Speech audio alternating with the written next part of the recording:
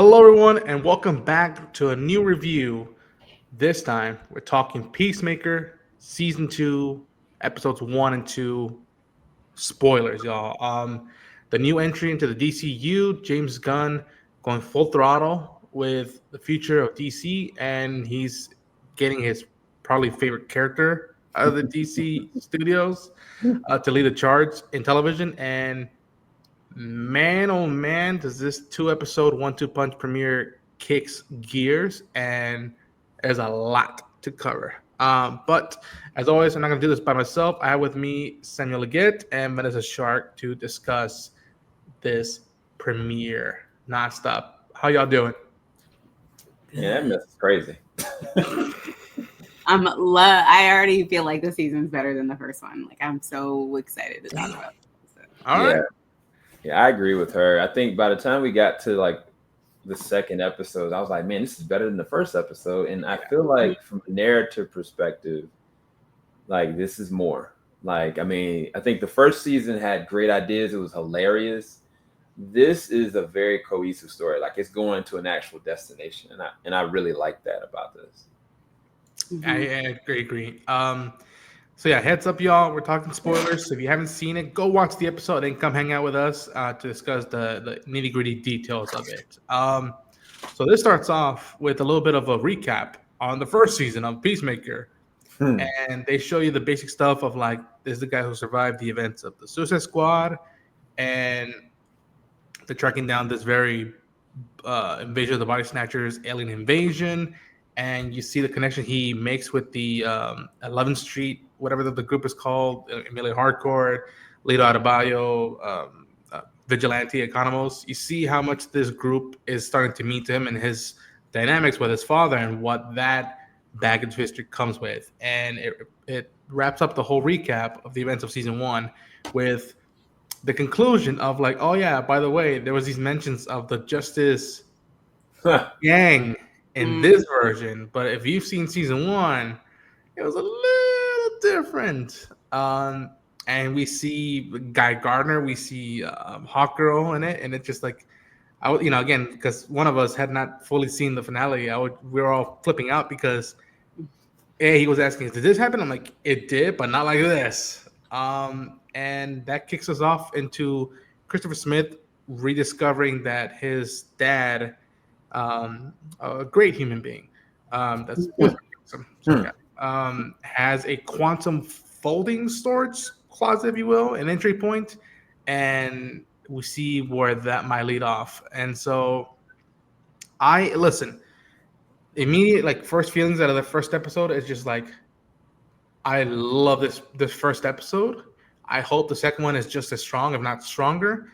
And it is. And I think that I talked to Sam, and I think I don't know if Vanessa was here for that, but like this feels like it's more character driven. It just so happens that the plot is enhancing the characters first and the whole quantum reality stuff in the background. It's still about Christopher, it's still about Emilia, John, Vigilante, Leo Adebayo. Like it's all about them. But oh, by the way, there's some shenanigans happening in the background.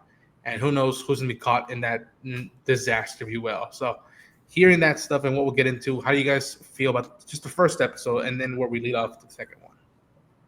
Go ahead, Vanessa. I love the intro. It was funny watching. I was like watching while you guys were like reacting. So it was funny hearing Sam and like, what?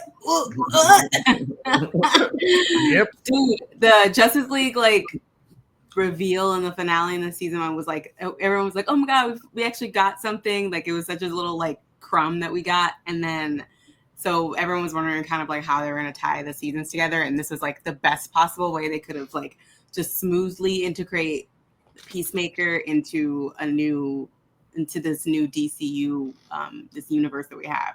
I thought it was so smart to do that, and I don't know, I love it. I love seeing Guy Gardner and Hawkgirl and Maxwell Lord like pop up in this episode and just like being complete assholes. And yeah, this is fun.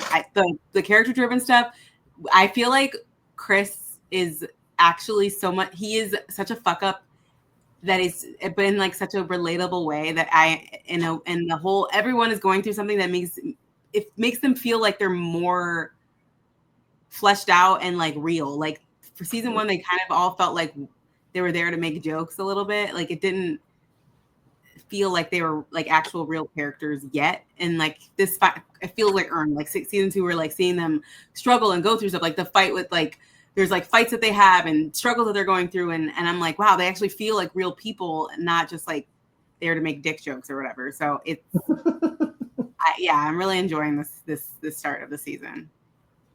Yeah, Nice, Sam. Yeah, full transparency. I did not finish the first season, so I was very caught off guard by whatever the hell was going on. And I asked them, I was like, "Were the whole Justice League actually there? Even Ezra Miller?" And yes, he was, I guess. So, I was thrown off because one, they said the Justice Gang instead of Justice League, so it threw me off. The actual intro, like the new intro, is actually pretty funny. It's different. I think that the original intro is still a classic.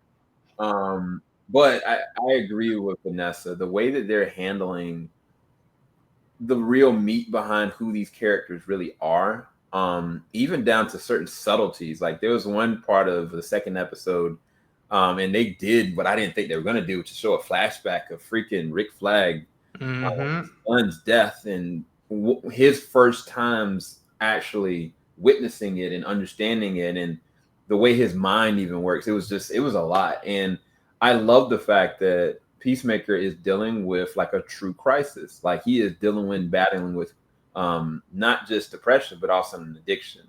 And it comes into a way of escapism. Like the whole point of it is that no one accepts him for who he is. And it's interesting because Marvel attempted to do that with Deadpool. If you look at Deadpool versus Wolverine, that's what they're trying to do. But I mean, the genius that James is, he's able to do it with sillier characters and with a lot more heart and meat at the same time. Because when he got into the portal and actually watched and saw his dad, and in the second episode got to actually be around his brother, I'm not even gonna lie. Like I give props to John Cena. He, in a very subtle way, did absolutely nothing, but showed a lot of emotion. You could tell all over his face the pain and the joy that he was feeling. And that's a lot. I didn't expect that from a show like this, and yet this show did have a lot of provocative nudity and foolishness. So the angst are still there, but this is more flushed out. Like this is definitely a better season than the first season to me so far. We only watched 2 episodes. So. I agree that the season 1 intro is better than the season 2 intro. Do you really want to taste it? Nothing about that is so good. Listen, y'all. I've been so happy to see John just grow as a performer, and then we were much leaning into the acting chops of it. I love what he did in the Suicide Squad, and then I was very much impressed and happy with what he did with season 1 of Peacemaker, and then this one, it in a different style and vibe. It reminds me of seeing Dave Bautista acting his ass off in Blade Runner 2049 and the subsequent stuff that came afterwards. That like it feels like good kudos on these guys who are taking either relative obscure titles, characters, and in their own unique corner, in their unique style, elevating it a bit and enhancing something that isn't too familiar and yet is very much part of the legacy of such franchise via Blade Runner, via DC Comics, like this character and this side of the world. Folks, you see that Christopher Smith is trying to do his best to be a good person, hero, but his reputation precedes him. We see how much that's affecting his dynamic with his friends, who are we start off very distant. Like him and Amelia are not in talking terms. We see what she's going through. Listen, Jennifer Holland, I don't care what you call for it. She in the moment, you can be placed in a moment to act, to direct, to write, whatever, but you also have to bring it. You have to bring it and see if it's actually relatable, something you can like hang on to or want to follow. She is also knocking it out of the ballpark with tackling something that isn't really talked about a lot and bringing it to the forefront, regardless of how it's going to end in this season, because we don't know. But the fact that talking about how the masculinity thing, and it's toxic, and it's like that doesn't just reply to males, that's also reply to females, and the perspective like, well, who are you to say how I feel, what I am, and the repercussions. Again, they save the world, yay, season 1, but there's a fallout with what that comes with doing. There's consequences for good and the bad, and the fact that now she and Leota can't find jobs. Leota's also facing her own split with her girlfriend or fiance at the time, and I am adoring, again, character stuff. They're throwing in DC Comics references. I mean, at points Vanessa was like, please correct me if I'm wrong, but like the Crank Toys thing, like, yeah, I love that. It feels, I'll say this, just as strong as, not stronger than season 1 thus far, but I think I told this to Sam that, like, I didn't know I missed the show, and I missed this show. I missed hanging out with these characters as many times, and then showing me their perspective of the world through the lenses of them. And yeah, man, they're tackling, being surveilled by Argus, by Rick Flag now taking command.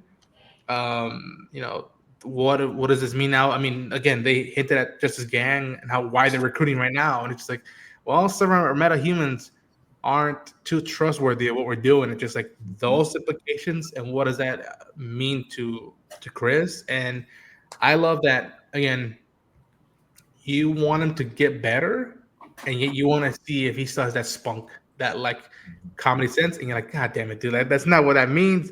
This is, grow up, like, what the hell are you doing? And I'm just adoring it. And I'm really, really thinking that they might elevate this character in this world more, and they keep going at it. Like, is there a specific favorite moment you guys had with the first 2 episodes?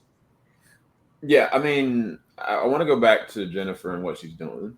Yes. Her character in the first season is absolutely a strong character, but she's also looked at as the love interest. She's also looked at as the dutiful soldier, right?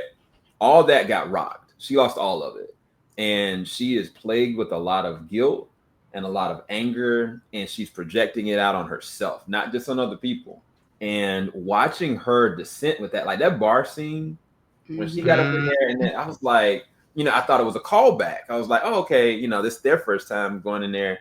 She's not looking for him. She's looking for somebody to, like, legit get into a fight with. And I think it was when they were beating on her, and I was like, man, they honestly, realistically, it should have got a lot worse than that. But when she got out of there and got thrown out, she literally was smiling, and I was like, oh, that's what she's addicted to.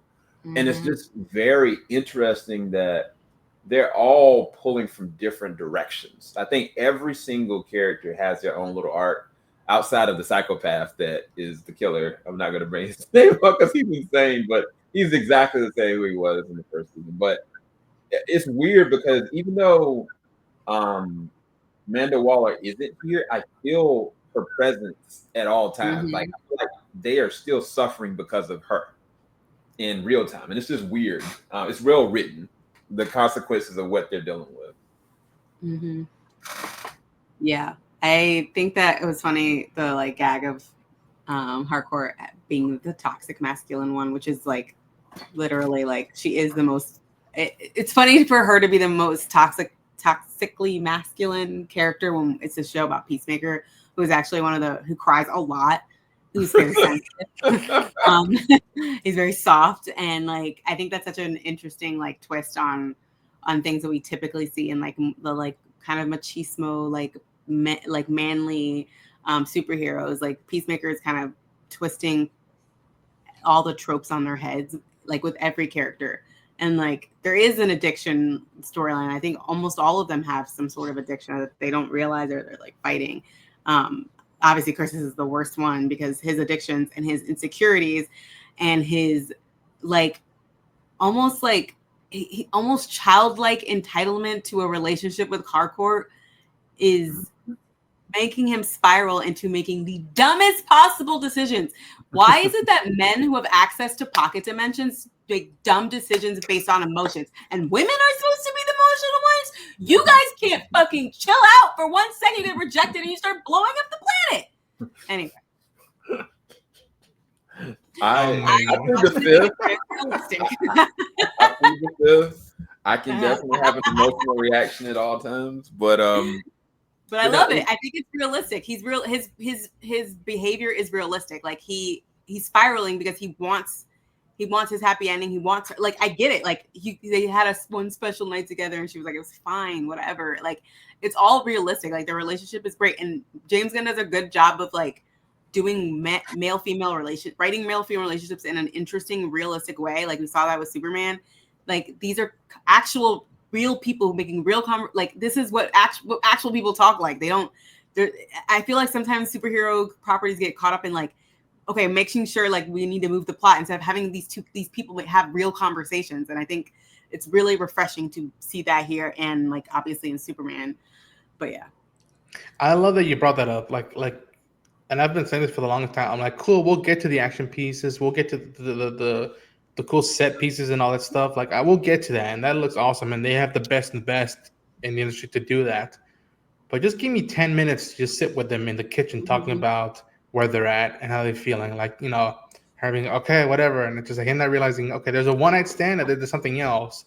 And him not just wanting it to be a one-night stand, and how much that's relatable for a lot of people on both sides of the spectrum of genders and whatnot. And yeah, and again, it's ironic, and we'll get into it later, but like how he seeks medication in a way, and it's just like in the most surreal, bombastic ways. Like this is not how you improve stuff by just looking for a back door, no pun intended, or like an exit strategy, and how much that entails. But before we go into that, I also, Sammy had a photo of I keep forgetting his name, the actor. He is funny as hell, and he's a great character actor. Oh yeah, the ladies' man from my childhood. I remember him from my childhood, and I was like, what is his actor's name? I was trying to look him up last night, and I could not figure it out. He's the ladies' man. What's his name? It's Tim Meadows. Tim Meadows. I knew it was Tim something. I was trying to search Tim Allen. I was like, that's wrong, Tim. Look, Tim hey, Meadows. When this man showed up and he popped up in the trailer, I'm not even gonna lie. Every line delivery he had, I was almost in tears, crying, laughing. Like his comedic timing is excellent. There's small little tropes he added to his character. Like the man said, and I didn't know if he was playing with them or not. He was like, "Look, I have a blindness to understanding birds. I cannot see them. I don't know what they look like. I don't understand their proportions." And I was like, "What is up with this dude?" And he's so creepy, but yet funny at the same time. It's excellent. Like he's probably one of the best characters this season to me. Yeah, he's a very shake-up element because like I won't like again he without giving him heads up, he goes to Economos' like station, truck, and like he sees what he's doing. He just gets a nugget of his food and he starts eating it and like starts like trying to get information out of him while giving massages. It's like, what the hell are you doing, dude? It's just him Ginger Cool. Yeah, Ginger. Oh. Which is the dumbest nickname. Like, what does that mean? Yeah. He also, the funniest line delivery was when he was in the kitchen and Eagly was attacking them all, which was a great scene. He goes, I can't. He's like, a fucking duck attacked me, and I don't know what. Calls the other two, be like, "Yo, get in here! I can't tell. I can't see where to shoot." Easily the funniest character on the show. Funny as shit. And I told you, I think we just talked about this. I was like, sometimes misogyny can be funny. When we're talking about the Wednesday review of what that one guy was like, a female beat you? No. This is a classic example of misogyny and being a piece of shit being really funny because it's done well. It's like we all are in on the joke. Like he sucks. We all know he sucks. He's a terrible guy, but he's funny as fuck. And just excellently written. Just really, really, just calling the girl titties. Like, what is wrong with him? He is demented. What did he say? Where the fuck do you think we are? Berkeley? And it's just like, dude. He's like, you've just been downgraded, Ponyboy. To what is it called? Cupid doll? Yeah. He did. Oh, snap. So good. Genuinely, really fucking funny. And it's hard to be funnier than John Cena in the show. Right. Yeah. They haven't even had a scene together yet. Oh my god! Yeah, we haven't seen it yet. Yeah. I ain't gonna lie though. That scene in the second episode with Eagly, I legit thought that bird killed all of them. I was like, I Eagle, know. he started little strutting his little. Yes, his little I was Travolta like, that's a strut. scary Yeah, freaking bird, bro. folks, for don't Terrifying. again go watch the episodes. But Eagly is back in full throttle. He is just as charming as he was in season 1, and then he gets a full on like almost like John Wick moment scene in episode 2 where he just goes full fly like an eagle style, just munching on this like second crew that are sent to Mhm. surveillance on Economos while he's surveilling Christopher Smith because again, the reason why Peacemaker's under surveillance because they saw this like signal of like quantum multiverse shenanigans signal being put out, and you see eagerly you see this signal being blown out, and at first it's like it's a whatever, but because of after the events of Superman, they're like, wait a minute, this shouldn't be happening again, and it happens again, which leads us to be like, all right, let's have eyes on Christopher Smith, his damn ego, his friends, and see what's going on. And I I love the strategy of it, and I am like worried. As just a story. Oh my god, I'm just worried Yes. as a fan of like where this might go and it and So yeah, Eagly's back. Go, if you're a fan, you will have a ball with him in these first 2 episodes. But that leads up into the big stuff with the multiverse. I am very curious where they're going with this. I think as an execution, they did it brilliantly, making me care, spending time with him, like taking in like holy hell. There's an alternative dimension where I am a hero, and not only that, but my dad is alive, my brother's alive, and they're cool dudes. And what that means to him, and what that like we're saying that weight, like I was almost double down on him and be like, I am happy to see y'all, but I don't know. I know this isn't fake. I know this isn't like mine. There's someone else's. And how do you guys feel about it? Because I'm in for it. It felt very Rick and Morty. And again, I mean, Rick and Morty is this whole big franchise IP. There are moments of genuine heart with all those shenanigans of it, and I appreciate that. That like there was all this eye candy, but it's more eye protein, as Guillermo del Toro would like to say. It's eye protein to what the character is feeling and where he's at right now in his life. Yeah, I mean, I think Superman introduced such a really big idea of just multiple universes in the way that they crafted it. I was like, yo, this opens up so much, and it could allow connectivity for all these different Elseworld films that are going on at the same time, which is freaking nuts. But I kind of was like, where are they gonna go with it? I really had no idea. And then when they came down to showing the Pocket universe within this show and how it was used, and you have like this random dude that's like this bug creature just goes and like burns cats and then walks out and just closes the door, doesn't say anything, and just John Cena is just like cussing him out, like, you don't say anything. And I was like, okay, this is so meta, but this is very dangerous. And the fact was that once we had an understanding of this other universe, and I ain't gonna lie, man, like this version of Peacemaker, he was lethal. That man put a hurting on our Peacemaker in ways that I didn't think possible. Like he was like flying around. There was one thing that he deployed. It was like some saws that was like digging into his back. Yes. And I was like, what the freak? So it expands the DC universe while at the same as that time keeping this story contained to Chris's trauma and what he's having to really accept, and now he could take it out. And I love how they're handling it from a DC standpoint, because there's so many possibilities with this, and I'm hoping that by the time we get to the end of this, we go to a whole different direction. But I don't know. What do you think, Vanessa? Yeah, I love multiverses. I love multiversal stories, and I'm excited that DC is finally getting into it. Like Marvel has been doing this, Sony's doing it with Spider-Verse. Like I'm glad that DC's finally like actually like we've done it with the TV shows a little bit. Like Titans dabbled in it with the Red, and like Doom Patrol's dabbled in it. Like we've done it a little bit with Crisis on Infinite Earths. Like, but now we're really like doing it in live action. We're doing it in the main universe, and it feels so fun because I'm curious on how we're going to do it and not just be like, hey, this is a different version of this person. And the way they're doing it is such an interesting way it tells us exactly why Chris is the way he is. Because you said like the other Peacemaker is super lethal. Why? And I think it's because he didn't kill his brother. When our universe's or this universe's Chris killed his brother, which set him on a completely different trajectory.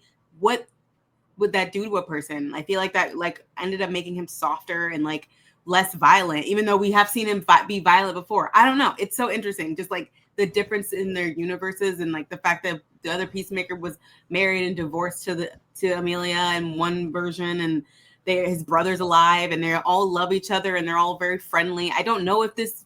I assume that this version of his dad is not a white supremacist asshole, because seems to be no evidence of that. So like it just seems like that universe, they were just good dudes and they're a trio, and it's just, I love that. And also it makes sense that Chris would be like upset, because it seems like in that universe he has everything. That Peacemaker has everything. He's seen as a hero, which is something Chris desperately wants. He wants to be a part of the Justice Gang, and all they could talk about is him sucking dick and making fun of his helmet, and they don't take him seriously. No one takes him seriously besides his friends. And I can imagine how much that weighs on him, especially because he saved the world a couple of times and he's had to kill people when he didn't want to. So yeah.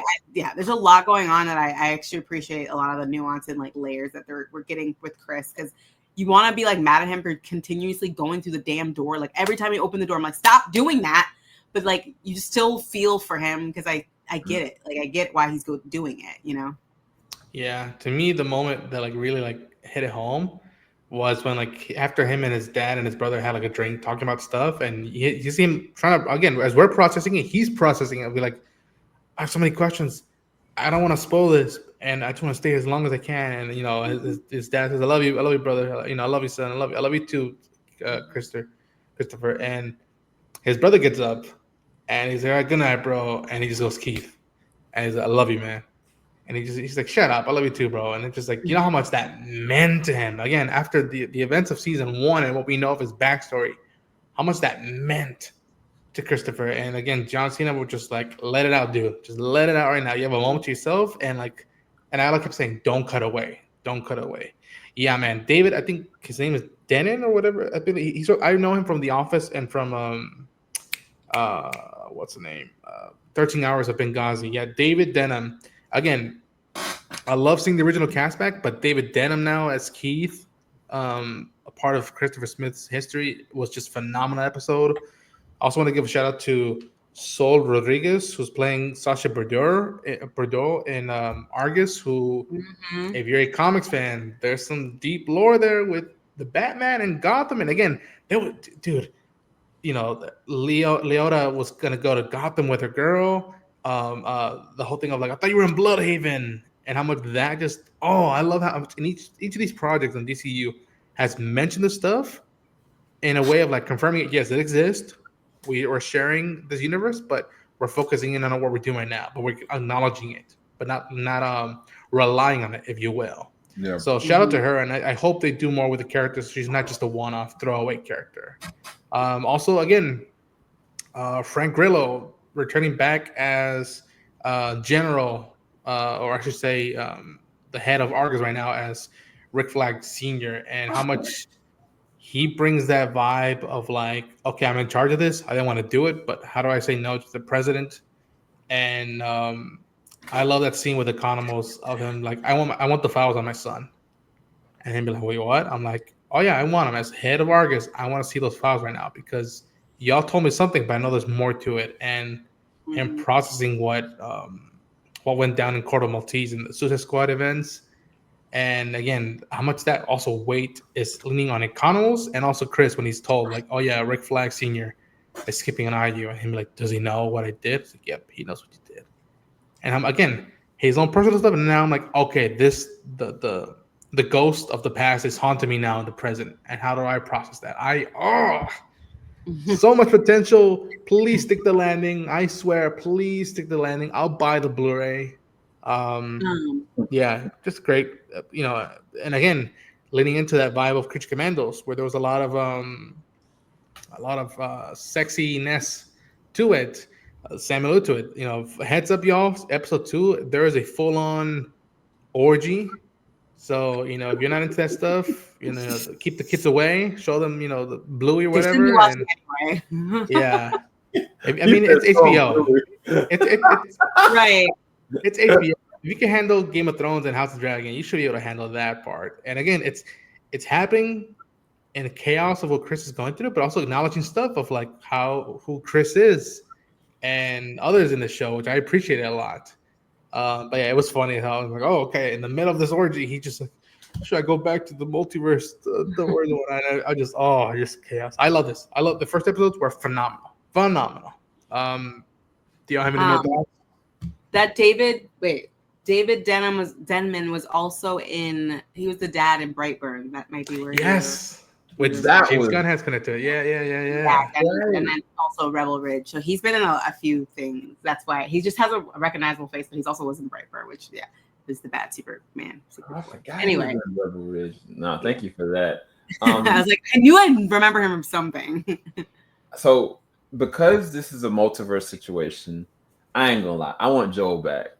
I want to see Joel. Yeah. I want to see Rick Flag Jr. And if nothing else, like bring him back into the universe, bro. Like I think that'd be a missed opportunity. And they have the means to be able to make it work tangibly. Because there's gonna be a point where Rick Flag Sr. is gonna get up and in Chris's face.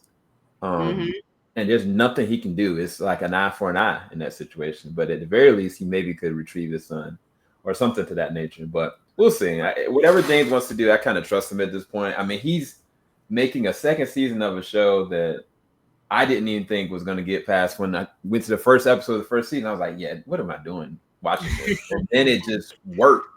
And now he's making it work to his advantage with his brand new universe. Like, you know how crazy that is? Like, this is a completely different world, technically, than what he was building off of, but yet he made it something that was palatable, that could work.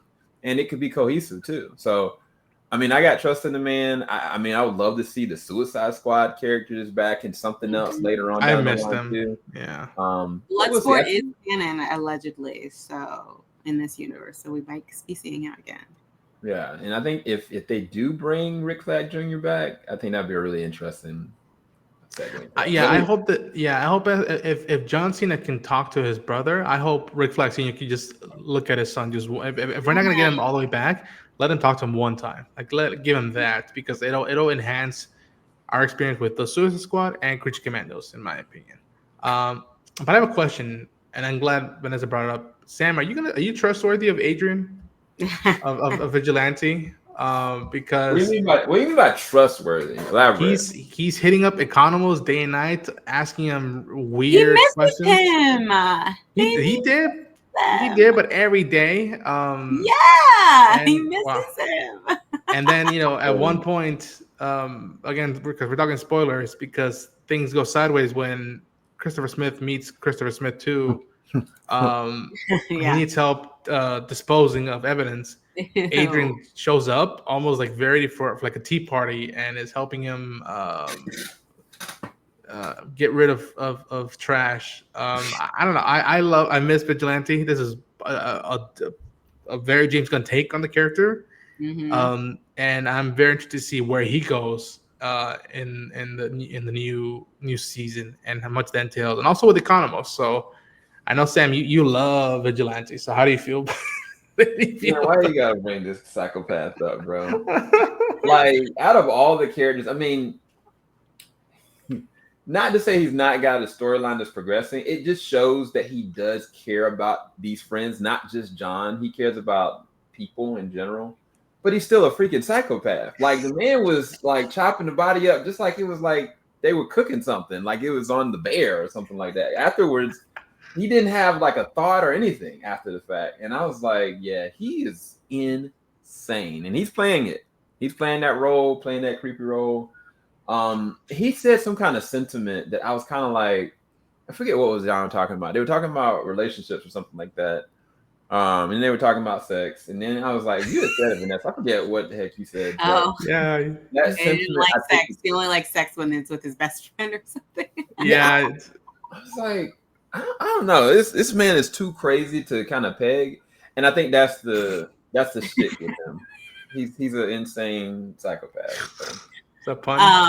I have a different take on Adrian. I think he is he's a sociopath, but I also think he has to be on the spectrum at some point. Like he just doesn't understand real human connections or like anything. Like he's just kind of figuring things out. And he's also like earnest and sweet, and he's just like trying his hardest. Like he's just trying, you know, and he's always doing something in the background, like when they were talking, and then he just somehow was only in his boxers and was getting beer poured on him. Like he's just like, he obviously has a need to be liked and fit in and belong. And like, he's very attached to Chris. And like, I'm curious about how, like the fact that Chris is like left their universe behind, like how, like Vigilante's not going to let him go. Like, I have a feeling he's going to enter the other universe trying to find him. Like, I have a feeling that's going to be his story, and they're going to be at odds because of it. But like, I genuinely enjoy him because he's absolutely batshit, but I find him very pleasant to I just want to give him a hug. He's so sweet. What a weirdo. Yeah, you can give this man a hug. Sure. I'm gonna give him a hug. I love that. Like Emilia at one point threw jabs at him. I'm like, oh yeah, he's still with his mom. Probably like a Bates Motel scenario, and it's like, oh, I know. Yeah, I was just like, bro. But yeah, I love these first episodes. I really want to rewatch them, and I am very looking forward. It's a great start. Keep it up, hit the landing, and it's like, all right, the next chapter in the DU is set. I think the momentum is really good, strong, and hopefully it goes well in the for the future of these characters and this world, in my opinion. Yeah, and I think James wrote and directed the first episode. I'm not sure if he did for the second one, but yeah, and he had to do this in the middle of in the middle of Superman, and while he was doing Commandos as well, which is I think it's insane, bonkers thing to do.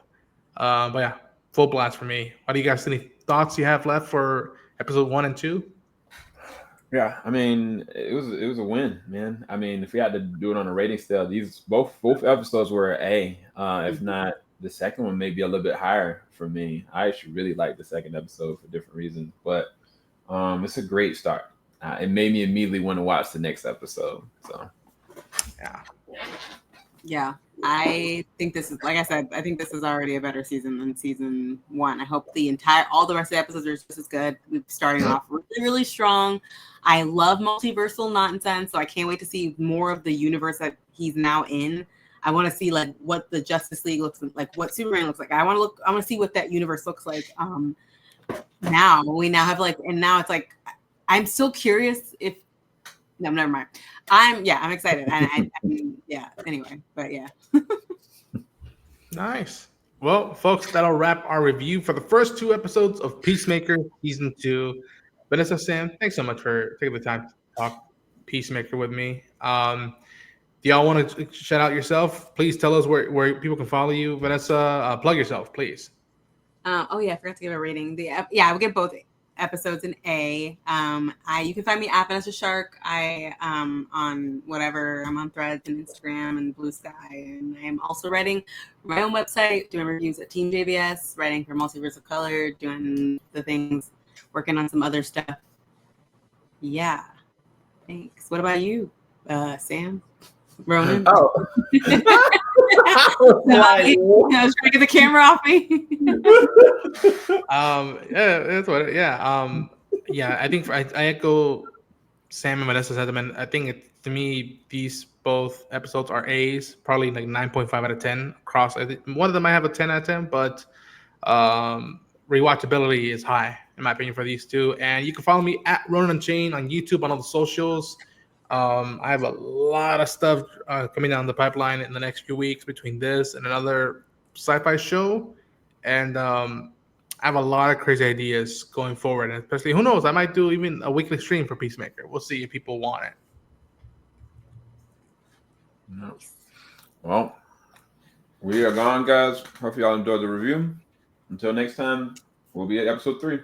Peace, people. Yeah. Filing out the top of I can see the skyline, 50 mile radius on my timeline. Ain't nothing on my mind.